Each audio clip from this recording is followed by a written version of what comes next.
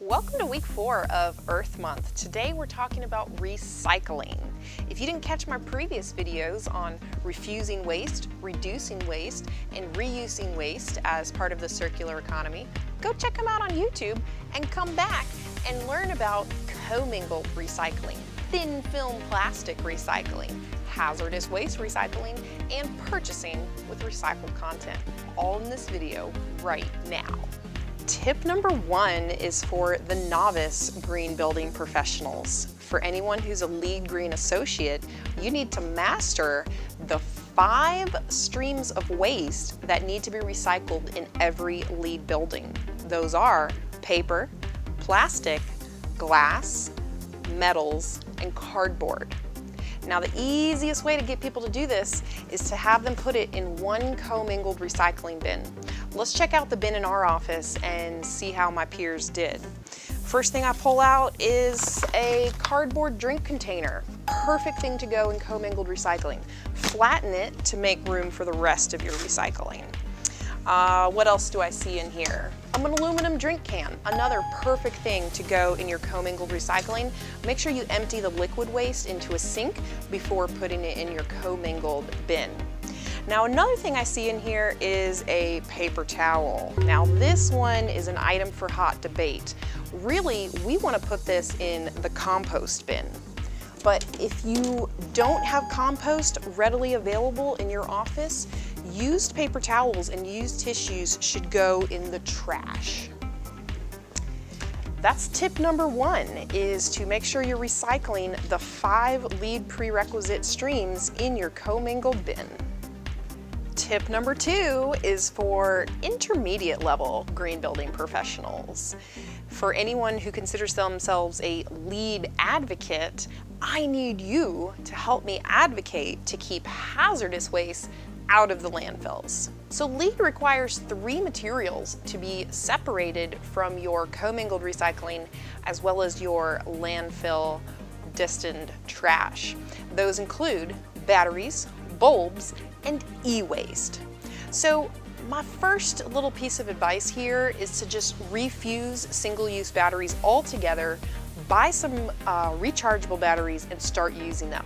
Here in our office, we have a very sophisticated system to help us with that. We've got 2 boxes. One says charged AA batteries and the other says not charged AA batteries. These live next to our battery recharging station, so we always know where to get fresh batteries and we keep them out of the landfill. Does anyone ever have stuff like this lying around their office that's not being used? Please don't put it in the trash. It needs to be properly disposed of in an electronics waste recycling stream. Fortunately, a lot of buildings are hip to this, and they're going to have annual events, usually around Earth Day, to recycle that in bulk.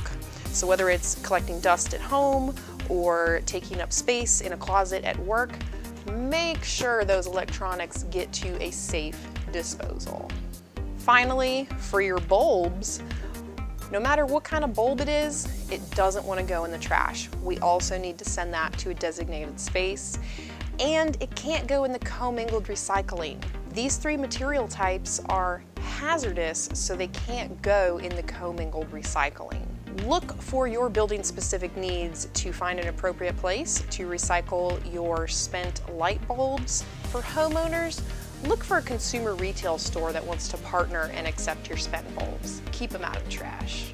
Tip number 3 is for advanced green building professionals. For all you LEED APs out there, I expect that you know how to purchase materials with recycled content, like paper towels. This is an example of a really easy recycled material to buy. Our company stocks our break room with these because they are 100% recycled. It also has the Green Seal label on it. That's a definite good one to look out for. The package even goes on to further specify 50% post-consumer recycled content. Look for ways to purchase recycled content at home and at the office. Easy materials to find it in are copy paper, paper towels, pens, things that you use all the time. And try to find the items that have a higher post-consumer recycled content. My final tip is for expert green building professionals. If you consider yourself a sustainability maven like me, I challenge you to recycle thin film plastics. Now, what exactly is a thin film plastic? Traditionally, it's those single-use plastic bags that we see so many of. A lot of municipalities are banning them. And the fact is, these cannot go in our commingled recycling. We need to collect them and recycle them separately because thin film plastic is the #1 contaminant in commingled recycling facilities.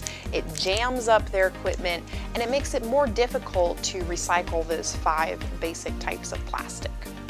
So let's look at some more examples of where we might find thin film. Candy wrappers, personal products, cookie wrappers. This was somebody's lunch that they brought in. We have a salad bag, toppings, all of this for one lunch. So the challenge for all you experts out there is to make sure that you have a separate collection for thin film plastic, which is different from your commingled plastic recycling. Now the hard part is someone truly needs to be that advocate and role model and personally take it to a grocery store, which is the primary recycling facility for thin film plastics. So I hope you learned something. I hope you feel empowered to challenge yourself to recycle thin film plastics as an expert green building professional. To recap what we just learned about recycling, remember, #1, we need commingled recycling of the 5 prerequisite streams in all LEED buildings. #2, make sure to keep those hazardous items out of your commingled recycling.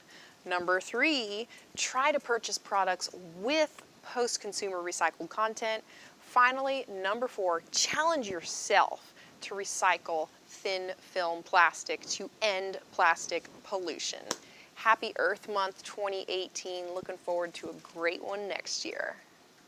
Please subscribe to the GBES channel, like this video, and comment down below about what you are going to do to recycle plastic.